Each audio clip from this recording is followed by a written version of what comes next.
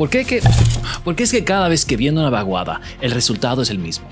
Calles convertidas en ríos, familias desplazadas, carreteras cortadas, puentes caídos.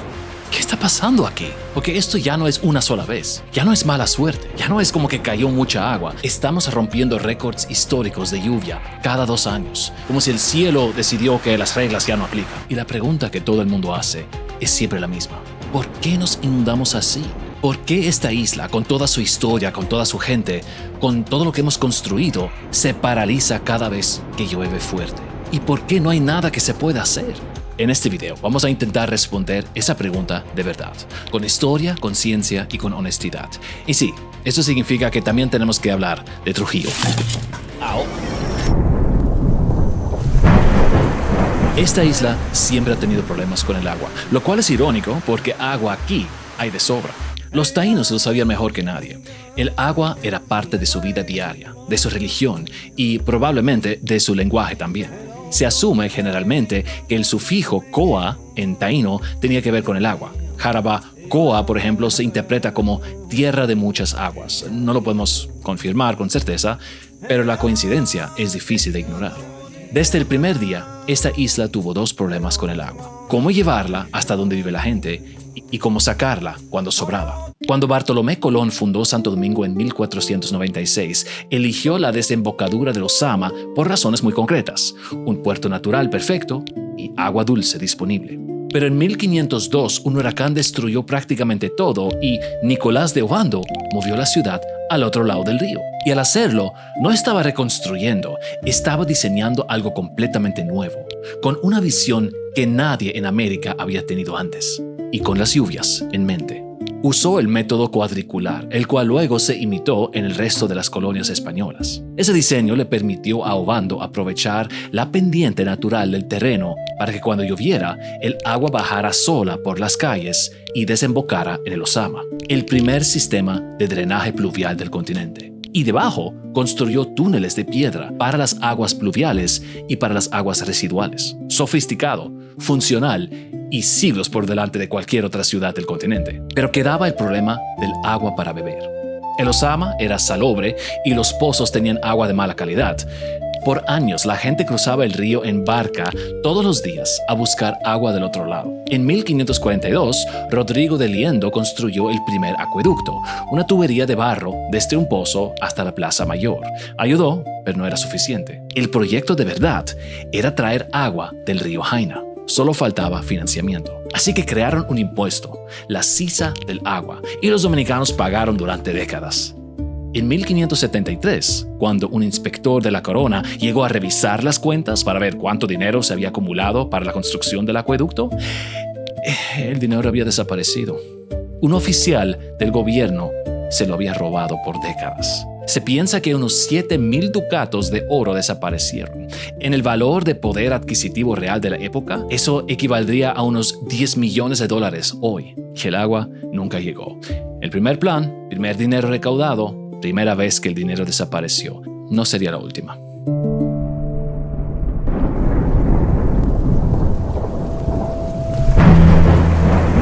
Durante los siguientes 3 siglos, Santo Domingo sobrevivió como pudo, y no fue fácil. El siglo XVII fue el siglo de la miseria.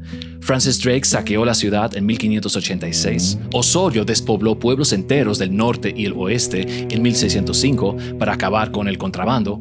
Había hambrunas, epidemias, piratas, y mucha gente se fue. La ciudad se encogió tanto que era poco más que un pueblo grande dentro de unas murallas demasiado amplias para los que quedaban. El sistema pluvial de Ovando seguía funcionando porque la ciudad era grande en relación a la poca gente que vivía ahí. Para el agua potable, los que podían construían aljibes. Eso eran cisternas en el patio que recogían agua de lluvia. Los que no, compraban agua a los aguadores. Personas, muchas veces esclavizadas, que cruzaban el Ozama en barca y la vendían por las calles. Un documento nos da como ejemplo el registro de la señora Tomasina Figueroa, viuda de un capitán, que ella cobraba 4 reales por cada soldado al que le suministraba agua. La primera capital del hemisferio occidental, mendigando agua todos los días. Y para quien no podía pagar, quedaban todavía los pozos. Pero el suelo calizo obligaba a perforar hasta 30 metros de profundidad y el agua era frecuentemente salobre. Un documento de 1608 lo dice sin rodeos. La ciudad bebía agua de lluvia cuando había y agua de pozo medio salado cuando no. Juan Pablo Duarte nació en 1813 a pocas cuadras del río y de niño él vio el mismo sistema de 300 años atrás. Y su familia vivía de la misma manera, usando agua de cisternas, de pozos salobres o comprándola a los aguadores. Y si llovía o había una tormenta, el método de Obando, con el diseño de la ciudad y sus alcantarillas, manejaba el problema pluvial. Unos 300 años después de Obando, y el sistema todavía funcionaba. En 1844, Duarte proclamó la independencia. Un país nuevo, una nación libre, pero el agua potable seguía difícil. Pero entonces, en 1892, un barco llegó al puerto descargando tubos de hierro negro y la ciudad entera salió a verlo. Se decía que al fin había agua corriente. No está claro lo que pasó, pero esos tubos nunca llevaron agua a nadie. No fue hasta 1928 que se completó el primer acueducto moderno, el sistema del río Iza, trayendo agua limpia desde las montañas a través de 40 kilómetros de tubería. Por primera vez en más de 4 siglos, Santo Domingo al fin tuvo agua potable corriente. Así, para 1930, la ciudad tenía agua potable, alcantarillado sanitario, algunas calles pavimentadas, pero en términos de drenaje pluvial, seguía dependiendo de las alcantarillas de Obando. Y entonces, llegó Trujillo.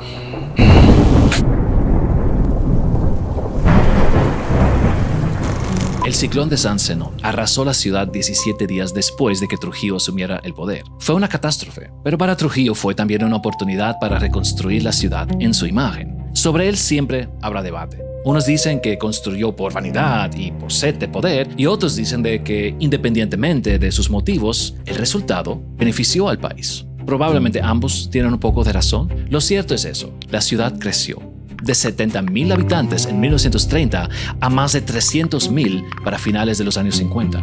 Avenidas, edificios, el malecón.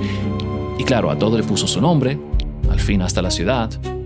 Edificios, calles, barrios, y todo siempre en líneas rectas. Se dice que a Trujillo no le gustaban las curvas. La ciudad se expandió más allá de la ciudad colonial y se cubrió de asfalto y concreto. Y mientras tanto, el suelo poroso que absorbía la lluvia desapareció, una calle a la vez, lo cual significaba una cosa: se necesitaba un sistema de drenaje pluvial. En 1939, Trujillo encargó un plan de drenaje pluvial a Bernardo Giner de los Ríos, un arquitecto español exiliado de la Guerra Civil. El plan era sólido y técnicamente serio, pero hay que ser sincero de que un drenaje subterráneo no se puede inaugurar ni fotografiar, así que al fin nunca se construyó. Trujillo murió en 1961, dejando atrás una ciudad más grande, más gente, más edificios y más barrios, pero sin drenaje. Y eso sembró un problema. Luego llegó Balaguer, el constructor, quien gobernó 22 años y expandió la ciudad aún más, pero su enfoque fue otro. Durante su gobierno se crearon las instituciones modernas del agua, el INAPA en 1962 para centralizar el manejo del agua a nivel nacional, y en 1973 la la Corporación de Acueductos, que se encarga de acueductos alcantarillados en Santo Domingo. Es decir, se organizó agua potable y las aguas residuales, pero no el agua de lluvia. Y la ciudad siguió creciendo. Más barrios, más concreto, más calles y menos tierra capaz de absorber el agua. Entonces llegó 1979, el huracán David, uno de los más devastadores en la historia del país. Golpeó directamente la capital con lluvias torrenciales e inundaciones extremas, ríos desbordados, barrios enteros arrasados, más de 200,000 personas sin hogar. Y lo que vino después fue clave, porque para alojar a los damnificados, el Estado impulsó nuevos asentamientos urbanos, muchas veces improvisados, como los barrancones y otros sectores en la periferia de la ciudad. Y así la ciudad creció aún más rápido, pero el drenaje nunca llegó. Había planes en el 69, en el 94, en el 96, en el 99, en el 2012, pero ninguno de esos se ejecutó, porque el drenaje no se ve, no da votos. Y así, 500 años después de Obando, lo poco que había intentaba funcionar. pero lo poco que había siempre se estaba tapando.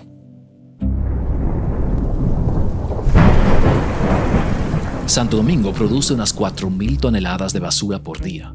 Gran parte termina en las cañadas, en los ríos, en las esquinas.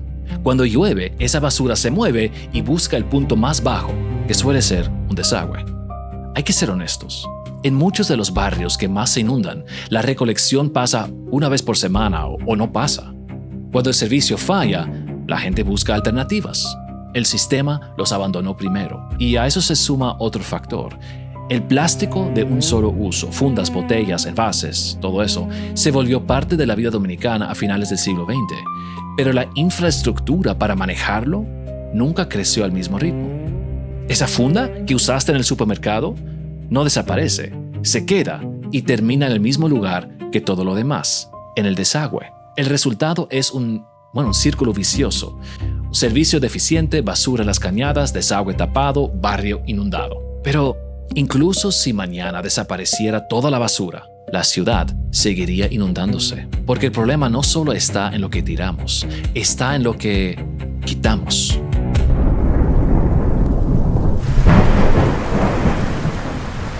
Cuando llueve sobre un bosque, el agua no llega de golpe al río.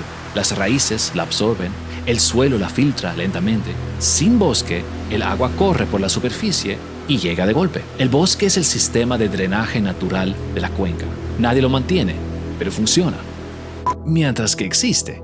Se estima que en la época colonial, la isla tenía alrededor de un 75% de cobertura boscosa. Para los años 80, había caído cerca de un 12%. Después vino cierta recuperación, programas de reforestación, cambios económicos, abandono del carbón como principal fuente de energía. Para 2020, la cobertura forestal había subido alrededor de un 40 a 44%, uno de los mayores logros ambientales de la región. Pero esa recuperación no significa que el problema desapareció. Entre 2010 y 2015 y en años posteriores se registraron aumentos importantes en la deforestación en distintas zonas del país, ganadería, tala ilegal, producción de carbón. Es decir, el bosque volvió, pero la presión nunca se fue. Y cuando el bosque desaparece, pasa algo más. La lluvia ya no entra en el suelo, arrastra el suelo. La tierra baja por las laderas, entra a los ríos y termina en los embalses. Año tras año, tormenta tras tormenta, los ríos se llenan de sedimento. Su lecho sube y un río más alto se desborda más fácil.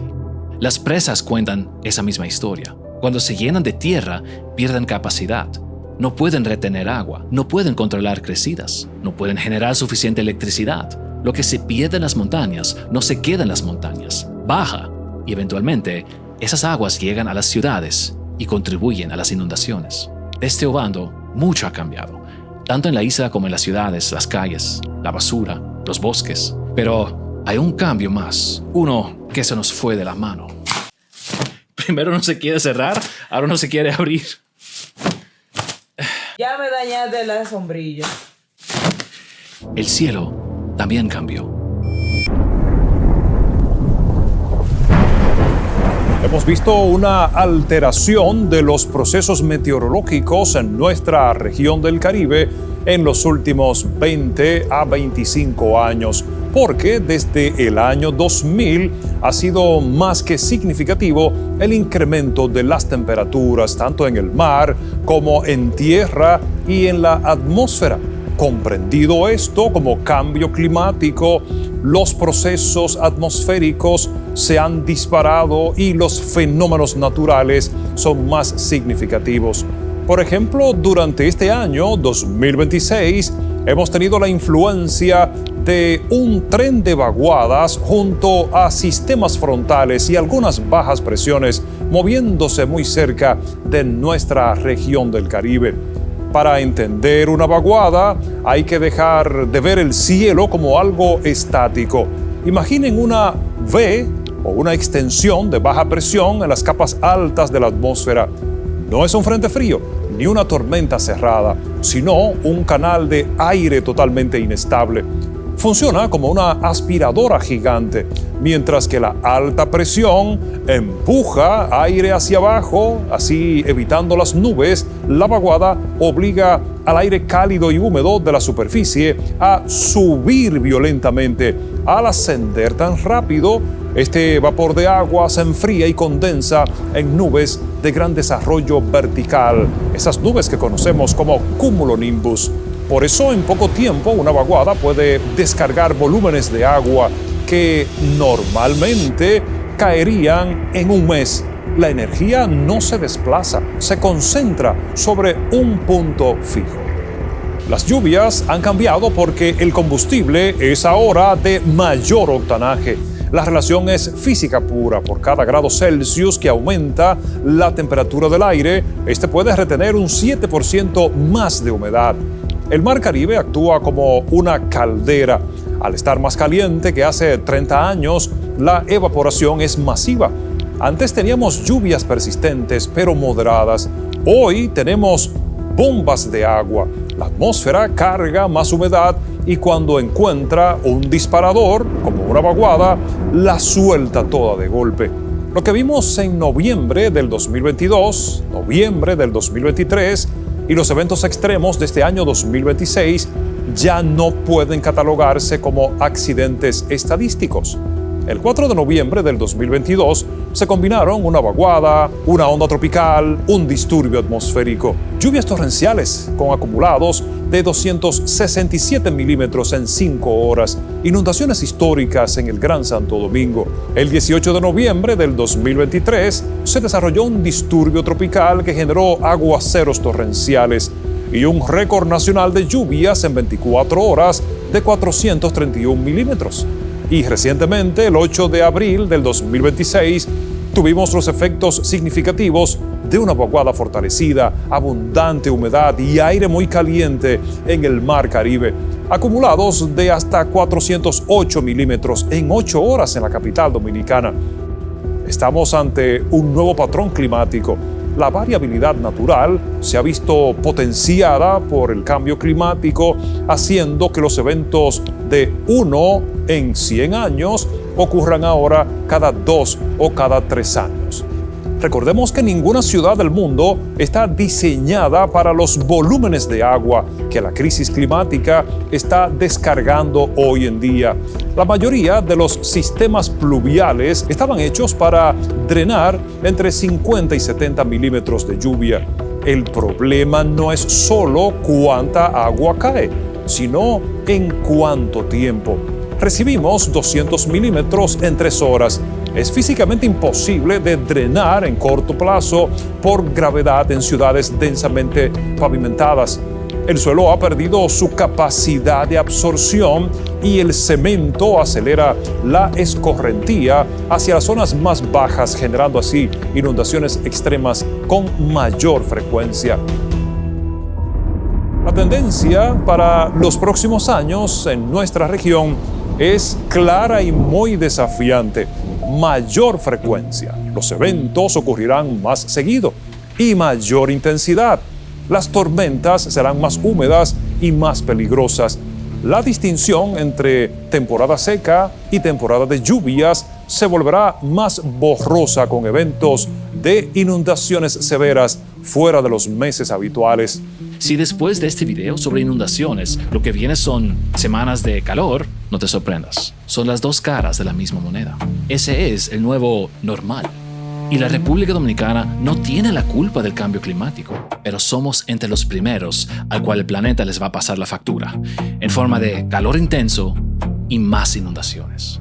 Pues aquí estamos, al final de esa cadena. Cambios en las ciudades, cambios de la basura, cambios en la naturaleza, los bosques y el cambio climático.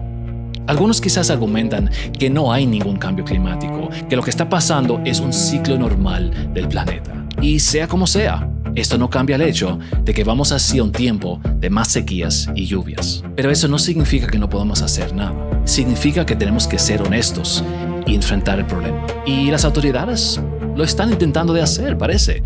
El Pacto por el Agua, 2021 al 2036. 15 años, $8.500 millones. El presupuesto 2025 autorizó más de 4.350 millones de pesos para proyectos estratégicos de agua. El plan maestro de la CAST, financiado por el BID, proyecta un sistema integrado de drenaje para el Gran Santo Domingo. Los planes están, el dinero en parte también, pero ya lo hemos visto antes.